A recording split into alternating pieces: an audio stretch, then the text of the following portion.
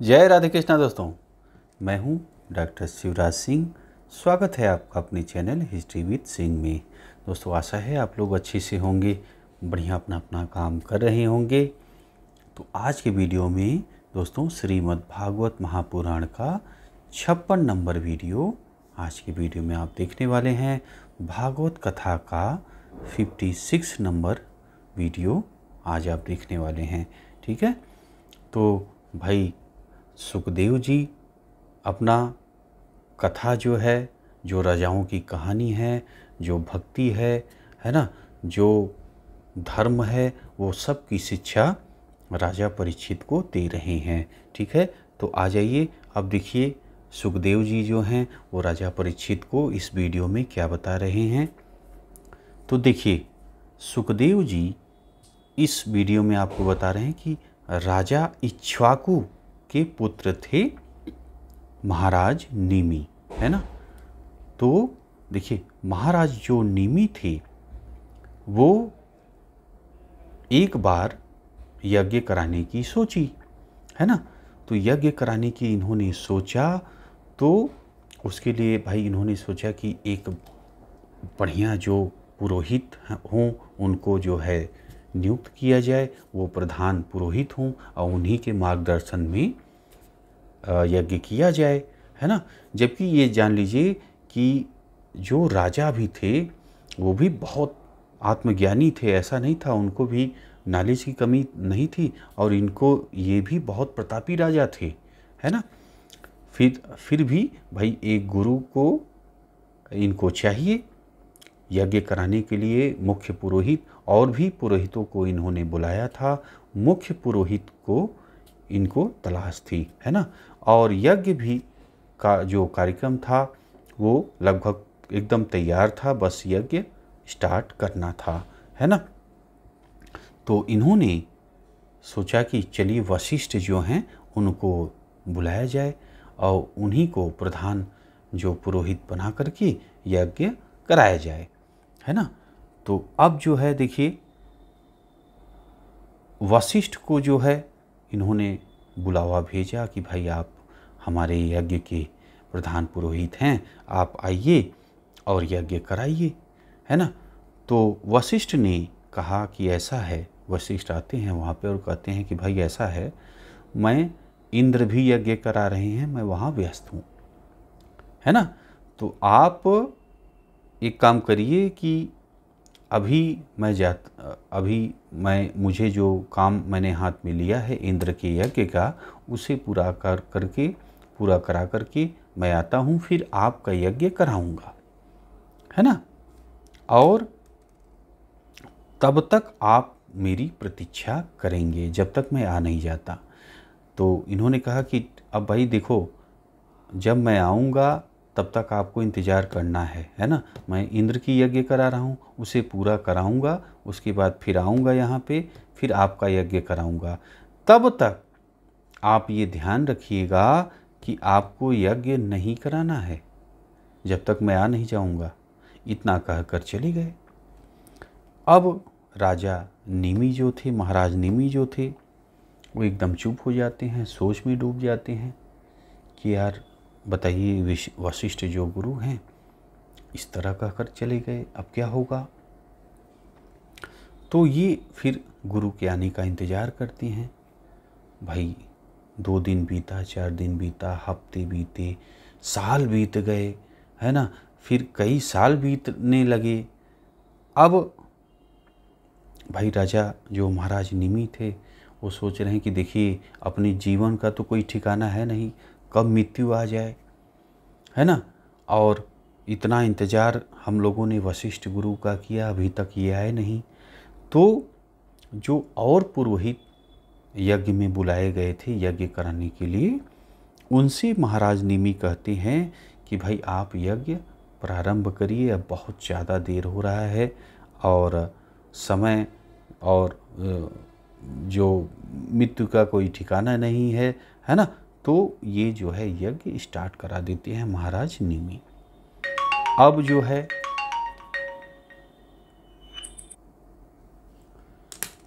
अब भाई राजा महाराजा निमि जो थे यज्ञ चालू करा देते हैं। ठीक है, अब यज्ञ ये चालू करा देते हैं। अब इधर से जो वशिष्ठ थे इंद्र का यज्ञ ख़त्म करके अब आ जाते हैं इनके पास। अब वशिष्ठ ने देखा कि भाई मैंने मना किया था यार कि जब मैं आऊँगा तभी यज्ञ ये आप चालू कराइएगा महाराज से, और इन्होंने चालू करा दिया। अभी बहुत क्रोधित हो गए वशिष्ठ क्रोधित हो गए, है ना। और फिर क्या होता है देखिए, जब क्रोधित होने के बाद महाराजा निमि को ये श्राप दे देते हैं वशिष्ठ कि जाओ तुम्हारा शरीर नष्ट हो जाए, तुम मर जाओ, ये श्राप देते हैं। अब महाराजा निमि जो थे, निमि इनको भी बहुत गुस्सा आ गया कि बताओ ये लोभवश, इनको जो लोभवश अपने और धर्म को अपना, अब भाई उनका धर्म क्या था, ऋषि हैं, है ना, उन्हें थोड़ा सोचना चाहिए, समझना चाहिए। और वही चीज़ निमि कर रहे हैं कि बताओ जो है इनको लोभ के कारण और अपनी जो धर्म है उसको न मानते हुए अब उनका क्या धर्म है, क्या उन्हें करना चाहिए, न सोचकर मुझे श्राप दे दिए कि जाओ खत्म हो जाओ, मर जाओ। तो राजा निमि को भी गुस्सा आया और निमि ने भी फिर अपना वशिष्ठ को भी श्राप दे दिया। जो वशिष्ठ थे ऋषि उनको भी श्राप दे दिया कि आपका भी शरीर नष्ट हो जाए, जाओ मैं तुम्हें श्राप देता हूँ। तो वशिष्ठ जो ऋषि थे उन्होंने श्राप दिया निमि को। ठीक है, और महाराजा निमि ने श्राप दिया वशिष्ठ को। इन्होंने कहा तुम मर जाओ और इन्होंने कहा तुम मर जाओ। दोनों ने एक दूसरे को श्राप दे दिया कि भाई आप मर जाओ। अब जो है इसके बाद महाराज जो निमि थे उन्होंने क्या किया, उन्होंने अपना ध्यान लगाया और अपने शरीर को त्याग दिया, है ना। भाई ये सब आत्मज्ञानी महाराज हैं, ऐसे सामान्य व्यक्ति नहीं हैं, इनको आत्मज्ञान है ना। तो अब इन्होंने अपना ध्यान लगाया, अपने शरीर को त्याग दिया।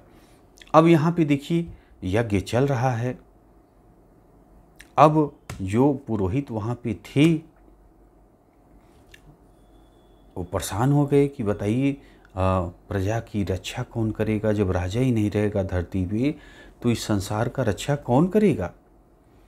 अब जैसे आप बांग्लादेश में ही देख लीजिए कि वहाँ पे जब शासन सत्ता हटी तो वहाँ पे क्या हुआ, जब कोई सरकार ही नहीं है कि कंट्रोल करे पूरी शासन व्यवस्था को, है ना, तो क्या होगा, उपद्रव होगा, लूटपाट होगी, है ना, अन्याय होगा लोगों पे। तो उसी तरह भाई उस समय क्या था, राजा का शासन था, है ना। जैसे इतिहास आप पढ़ते हैं तो भाई राजा का शासन था, राजा ही सबको जो है दंड देता था, सबको सुख देता था, है ना, और न्याय की जो है करता था, न्याय की रक्षा करता था, जो दुष्ट थे उनको दंड देता था। अब आप बताइए कि जब राजा ही नहीं रहेगा, राजा ने तो त्याग दिया, अपना शरीर त्याग दिया, तो अब ऋषि मुनि परेशान हो गए। यज्ञ चल रहा है, ऋषि मुनि भी परेशान हो गए कि बताइए अब तो राजा ही नहीं रहे धरती पे, अब कौन रक्षा करेगा मानव की, है ना। तो जब यज्ञ का समापन ऋषि करते हैं तो उसके बाद देवताओं से, जो पुरोहित थे जो यज्ञ करा रहे थे, देवताओं से कहते हैं कि भाई ये बताइए अब यहाँ राजा ही नहीं है तो धरती की रक्षा कौन करेगा, आप बताइए। तब देवताओं ने कहा फिर क्या चाहते हैं, तो जो ऋषि लोग थे उन्होंने कहा भाई इनको जिंदा करिए।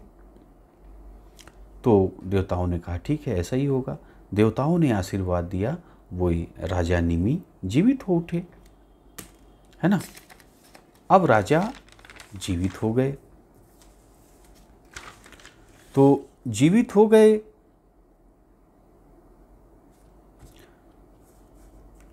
तो कह रहे हैं भाई कि राजा कह रहे हैं देवताओं से और ऋषियों से कि देखिए अब मुझे इस शरीर के बंधन में मत रखिए आप लोग, है ना, अब मुझे इससे मुक्त होना है। आगे कह रहे हैं कि दुख, शोक और भय प्राप्त कराने वाली इस देह, इस शरीर को ग्रहण करने की मेरी कोई इच्छा नहीं है। इस शरीर में क्या क्या दुख हैं, इस शरीर से क्या क्या है परेशानियाँ, इनको दुख मिल रहा है, शोक मिल रहा है।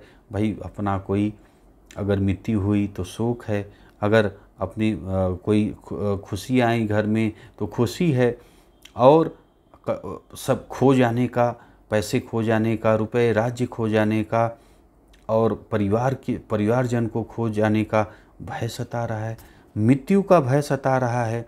तो इस तरह की जो चीज़ें, जो अनुभव हमें दे रहा है ये शरीर मुझे आप मत दीजिए मुनियों, ये कह रहे हैं राजा। तब देवताओं ने कहा मुनियों से कि भाई देखिए आपने कहा कि इनको जिंदा करिए, हम लोगों ने इनको जिंदा किया, अब बताइए इस तरह महाराज निमि कह रहे हैं कि भाई हमें तो ये शरीर नहीं चाहिए, हमें इसमें दुख हो रहा है। तो अब देवता लोग आगे ऋषियों से कह रहे हैं, राजा निमि जो है, महाराजा जो निमि है, अपनी इच्छा अनुसार बिना शरीर के ही सब देवधारियों की आँखों की पलकों पर निवास करे। ये सब की आँखों में स्थित रहते हुए उनके खोलने बंद करने में दिखें। राजा के बिना मानव में अराजकता फैल जाने के डर से मुनियों ने निमि के देह को मथा, तब उनके शरीर से ऐव बालक उत्पन्न हुआ, है ना। वह जन्म से जनक, तो जन्म से उसका क्या नाम रखा गया था, जनक, और विदेह से उत्पन्न, है ना, हिलाने से उत्पन्न, तो विदेह से उत्पन्न होने के कारण वैदेह, मंथन करके उत्पन्न होने से मिथिल कहलाया, है ना, उसको हिलाया गया था ना, तो मिथिल कहलाया। और इसी ने मिथिलापुरी को बसाई थी, किसने, जनक ने। ठीक, अब देखिए, तो अब जनक के आगे उनके पुत्र कौन कौन हैं और क्या क्या होता है, क्या घटनाएं घटती हैं, आइए उसे आप देखिए, है ना। तो देखिए, जनक के पुत्र होते हैं उदावसु, उदावसु के पुत्र होते हैं नंदीवर्धन, नंदीवर्धन के होते हैं सुकेतु, सुकेतु के होते हैं देवरात। देखिए, ये जो मैं राजाओं को बताते जा रहा हूँ, ये आत्मज्ञानी सभी राजा थे, है ना, जितने भी मैं बता रहा हूँ, जो मिथिला वंश के शासक हैं वो सभी आत्मज्ञानी थे, है ना। और देखिए, और कोई विशेष कार्य इन राजाओं के नहीं पढ़ने को मिल रहे हैं, है ना। तो आप बस इनके जो पुत्र के पुत्र हुए हैं, जो इनके वंश के हैं, उनको आप देखते जाइए। तो अब देवरात के पुत्र बृहदत्त, बृहदत्त के श्रु धृति, श्रुधृति के धृष्टकेतु, धृष्टकेतु के हर्यश, हर्यश के मरुनाम, उनके पुत्र होते हैं प्रतीकपक, उनके होते हैं कृतिश्व, उनके कृतिश्व के होते हैं देवमीठ, देवमीठ के विश्रुत, विश्रुत के महाधृति, महाधृति के कृतिरात, कृतिरात के महारोमा, महारोमा के स्वरोम, सोमरोम के हस्वरोमा, है ना। तो ये पुत्र होते हैं, फिर पुत्र के पुत्र हुए हैं। तो ये चैनल चल रहा है। अब देखिए आगे देख लीजिए, हस्वरोमा के शीरध्वज, शीरध्वज के धर्मध्वज, धर्मध्वज के देखिए 2 लड़के हुए हैं, कौन कौन, अब आपके कृतध्वज हुए हैं और मितध्वज हुए हैं। अब कृतध्वज के हुए हैं केशी ध्वज, है ना, ये आत्मविद्या में निपुण था केशी ध्वज। और जो मितध्वज था उसका लड़का हुआ है खांडीक्य, है ना, खांडीक्य जो है कर्मकांड का पंडित था, और केशी ध्वज के भय से ये भाग गया, तो ये भाग गया तो इसका वंश खत्म। अब केशी ध्वज भाई शासन कर रहा है, तो केशी ध्वज का फिर पुत्र होता है भानुमान, भानुमान का सत्यधूम्न होता है, उसके बाद सत्यधूम्न के सूची, सूची की सन डाइज, ऊर्ध्वकेतु फिर आ जाते हैं, पुराजित आते हैं, अरिष्टनेमी, त्रतायु, सुपार्श्वक, है ना, सुपार्श्वक के पुत्र चित्ररथ, फिर मिथिलापति क्षेमधीपति उनका पुत्र होता है, इनका पुत्र होता है समरथ, इनका फिर होता है सत्यरथ, उसके बाद इनका पुत्र होता है उपगुरु, उपगुरु का उपगुप्त, उसके बाद वसंत, वसंत के युयुध होते हैं, है ना। फिर देखिए युयुध के बाद कौन आ रहा है, सुभाषण, सुभाषण का श्रुत, श्रुत के जय, जय के बाद विजय, ऋत, शुकन या शुनक आते हैं उनके बाद, फिर वृथहत्य, वृथहत्य धृति, धृति की बहुलाश्व, बहुलाश की कृति, कृति की महावशी, है ना। ये सारे जो शासक थे ये सभी जो है लिखा है आत्मविद्या में कुशल थे, है ना। तो ये जो है मिथिलावंशी जो शासक थे उनको आपने इस वीडियो में जाना, है ना। तो दोस्तों अब कैसा लगा दोस्त आपको वीडियो? अच्छा लगा यार तो लाइक करिएगा, शेयर करिएगा।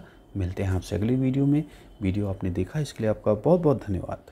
जय राधे कृष्ण।